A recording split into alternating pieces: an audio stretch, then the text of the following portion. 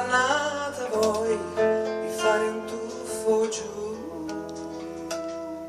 D'un tratto qualcuno alle mie spalle, forse un angelo vestito da passante, mi porto via dicendomi così. Meraviglioso, ma come non ti accorgi di quanto il mondo sia